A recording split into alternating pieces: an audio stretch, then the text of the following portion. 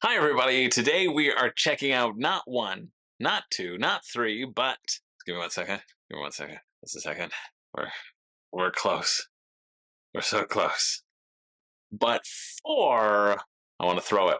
I want to throw it. Oh, sorry, Jarmo. Yeah, you're in. Four games from the Lemery Games team. These are four ancient games, four sort of older abstract games that are getting a really nice production.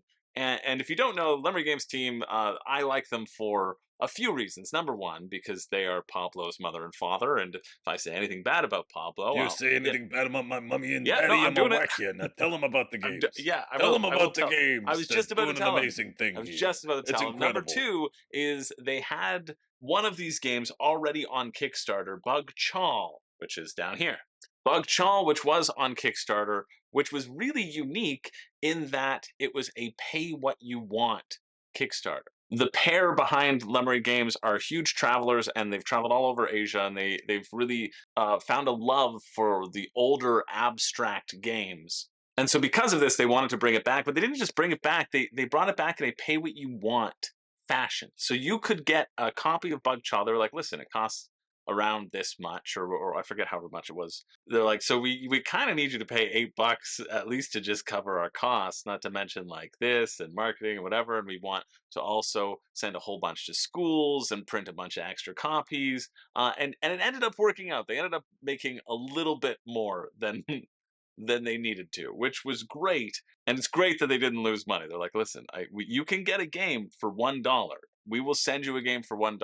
Hopefully, the other people in the board gaming community who can afford to spend a little bit more can kind of subsidize that. And so it did sort of balance out. And so because of that, I was like, that is one of the coolest things that I've seen on crowdfunding in my, I don't know, almost 3 years of covering crowdfunding, 2.5 years of covering literally every campaign that's out there.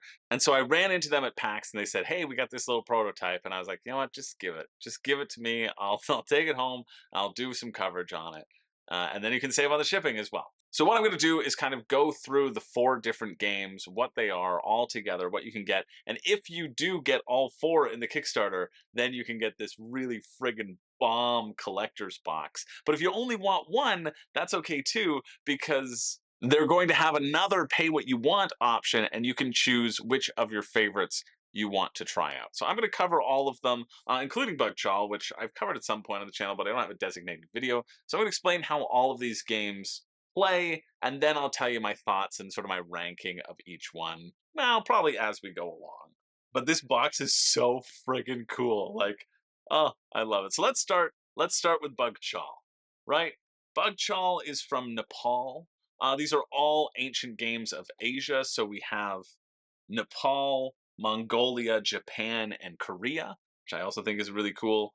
And so Bagh Chal is from Nepal. This looks exactly like the copy of Bagh Chal that I have, which I don't know where it is. It's somewhere. But I do have a copy in these beautiful, like, little portable bags, and they come with these, like, little mats as well. So super portable, super easy to travel around with it. In Bagh Chal, the game is fairly simple. Either you will play as the tigers or you'll play as the goats. And so the tiger's goal is to gobble up a number of goats, and they do that by jumping over a goat and taking them. The goat's goal is to make sure that the tigers are boxed in. So if the tigers can't jump any of the goats, let's say like this would be a situation where the goats will have won because the tigers can't jump over any of them because they won't land on an empty space. Well, I guess the tiger could move there, and then the goat player would put something there, and then the tiger would move back there, and then the goat player would put something there to kind of win the game out. Then the goats win if they're able to completely pen in the tigers.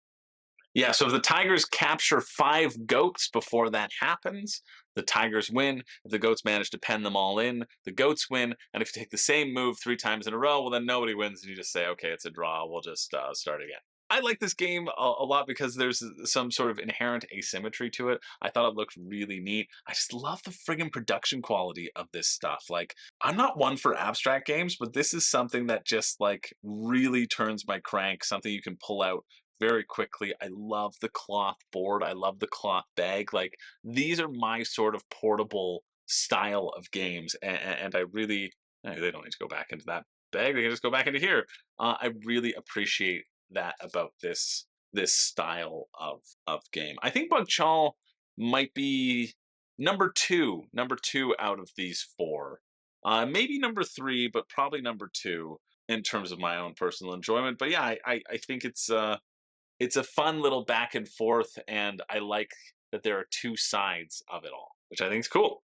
The cool thing about these games is that they're so old How that old are the they? the rule set isn't like completely defined, and so you have to like they've done some mad research in terms of trying to get the most accurate representation of these games. To have like a little piece of history also seems kind of neat if you like that abstract genre. So Bagh Chal, you're going back in the box. Next, let's just keep going around. Next, we've got Jarmo from Mongolia. Again, with these sort of cloth mats to create the board. And Jarmo, yeah, I don't know. This one's a toss up between Bagh Chal or this one. This one, it's a bit weird. But you have these 5 pieces on your side, and you're going to be facing off against the 5 pieces on the other side. It's this interlocking pattern. So you can move to a space, but if somebody captures you, they take you off the board and they turn into a guard. And then if they manage to get into your final area, they get to flip themselves back over and spawn someone who you captured. So say this one was captured, they get to spawn it back in the board. But there's so much back and forth of like, okay, I'm going to push here, and then that's going to get captured, and then this is going to get captured. But this respawned back there when I captured it, and then something over here got captured, which respawns that and then takes that. So there's a really wild back and forth that happens here, and the only rule is that when you get into the final area, you can't move out of it. So you're trying to push towards your opponent's row, and if I get into the row, I can't move out of the row. I think my opponents can still capture me in that row, depending on how you're playing, but which is also a bit weird. And I would probably play that you couldn't do that. Um, but there's a really interesting flow of capture, and how the game is scored is when somebody moves their last available piece into the opposing team's area. Let's say all my pieces are out here, and I've taken a bunch of these pieces, and then gray moves into here, locking it in. This would trigger the end of the game because gray can no longer move things because they can't move once they're in the enemy's base. And then you score points for each piece that you got into the enemy's base scores 2 points, and then each piece that's still on the board scores 1 point. So in this instance, gray only has 2 points on the board, but they're both in the opposing unit's base. So gray actually gets 4 points, and green gets 4 points as well because they haven't made it into the base. So there'd be a tie, and the tiebreaker is whoever has the most in the opposing base. So by actually losing a bunch and pushing forward more into the end zone, gray was actually able to take the lead on that one. And that's where I find it's pretty interesting in terms of that flow of how do you respawn, how often do you respawn, and not losing sight of the main goal, which is reaching the end of the row quicker than your opponent. So that's Jarmo from Mongolia.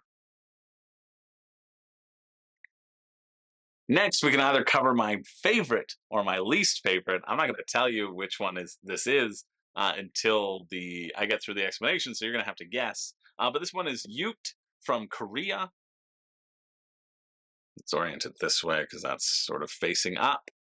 Ute's got these little things called counting sticks. What are they called? Casting sticks. That's what they're called. They're called casting sticks, and they're basically like dice. So you have 4 of these casting sticks, and you roll them, and however many things are face up, that's the number of spots that you can move a little horse. And so the goal of the game is to get all of your horses starting from here and getting them towards the middle. This is the game that Trouble was based off of, but then they decided to just make it completely worse and uninteresting. This actually has a little bit of interest to it because there's a few things that can happen. Whenever you roll your casting sticks, you choose which of your horses to move. So I do this, I roll 3, I haven't started yet, so I go 1, 2, 3. But now when I roll again, oh no. Now when I roll again, I roll a 2, I can choose to either move 1, 2, or 1, 2. And this is important because if you get to some of these crossroads, you then can deviate in and take a shortcut to the end goal. So instead of having to go all the way around the board, you can just go right and go into the final in a shortcut. So you're always going to want to do that. However, you also might want to try to link up with your own horses, because if you manage to stack your horses on top of each other, then when you move the entire stack. And so if the goal is to get all 4 horses into the end, you can just move the whole stack of horses if you can link them all up at the beginning. However, there's a catch, because if somebody lands on you, yep, you go back to start. And if they land on your whole stack, well, then your whole stack would go back to start. In addition, it incentivizes capturing people by giving you an extra cast of the sticks. And if you happen to cast anything that's 4, this gives you 4 movement. Or if they're all face down, this gives you 5 movement. If you manage to get that, you also get to roll additionally, and you can choose how to divvy that out amongst your horses before you move them as well. This one is my least favorite because it is sort of based more upon these casting sticks, but there is an element of intrigue here, and it is fun to roll these sticks, even if they are a little bit hard to pick up. I'm really happy to have played it because this is the draw for me. It feels, there's a feeling here. There's sort of like an ancient abstract feeling that you get by using the casting sticks instead of using like a 6-sided dice and then having the number 6 just be like roll again. This feels so much more satisfying, and I like the idea of being able to stack all of my horses together and then go on a run while my opponent has been like divvying them out into different areas. I can then just go through and stomp on all of them. So I like that. I like too that if you end up rolling a 4 or a 5, you get to go again, and so there's the ability for that catch up to happen. There's always a chance for you to catch up to your opponent as well, which feels nice. But still, it's my least favorite because it's the least tactical out of all of them, and I like things that are more tactical. And then let's move on to my favorite one, which is Hasami Shogi, just a version of shogi from Japan, which I thought was really, really good. So you to go there. And then our last one is Hasami Shogi. Again, I love this box. I love the production quality. I love the material used on these bags. It's super satisfying. You don't really actually like that game?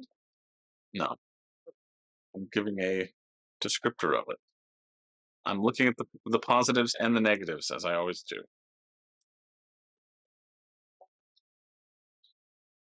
I just like this one because it's got the most pieces. Yeah, this is a prototype too. Like, I imagine it'll be similar quality, but like really, really good. Hasami Shogi is very simple. Your goal is to get 5 of your people in a row. Once they go into the battlefield, they cannot return, and you can't count any of the ones that aren't on the battlefield as part of the row. But you want to create a row either horizontally, vertically, or diagonally. I almost went the other way. If you do, you win. So on your turn, you get to move one of your people, and you can move them as far as you want in any line that is not diagonal. So you can go all the way up there, or you can move somebody like all the way over here.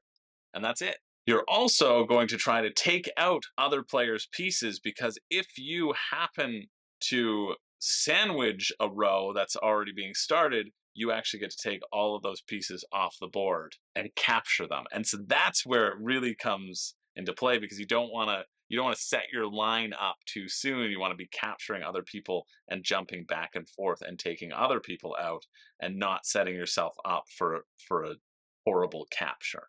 This one I think is really neat. It's a variant of shogi. I always thought shogi had like different pieces.